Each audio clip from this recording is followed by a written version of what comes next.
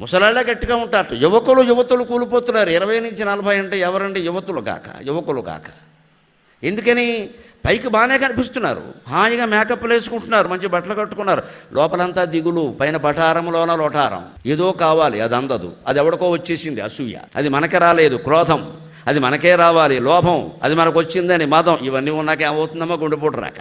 పోటీ ఎప్పుడు వస్తుందో గమనించండి. ఆడవాళ్ళకి బాగా అర్థమవుతుంది, పరిశీలిస్తే మగాళ్ళకి కూడా అర్థమవుతుంది. రోట్లో పోటేస్తాం కదా, ఎప్పుడు వేస్తాం? ఏమైనా ఉంటేనే వేస్తాం. ఖాళీ రోట్లో ఎవడో పోటీ వేయడు కదా. రోట్లో పోటీ ఎప్పుడు వేస్తారు? ఏదైనా ఒక పదార్థం అందులో ఉంటే దాన్ని కాస్త పిండి చేయడానికి పోటేస్తారు. అది ఏమన్నా ఉంటేనే పోటేస్తారు. గుండెల్లో కూడా ఏమైనా ఉంటేనే పోటీ వస్తుంది, ఏమీ లేకపోతే ఏమీ రాదు ఇక్కడ.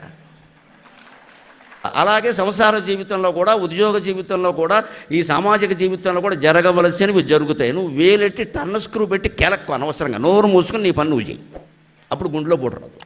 మనం అలా చేయమండి. అది అవకముందే ఏదో చేసేయాలి, దాన్ని కదిపేయాలి, కుదిపేయాలి, అది మనకు అనుకూలంగా జరగాలి. ఈ అనుకూలం ప్రతికూలం అనే 2 మాటలు జీవితంలోంచి పోతే గుండెపోటు రాదు ఎవడికి. ఏదో జరుగుతుంది, నీకు అనుకూలమైతే ప్రతికూలమైతే.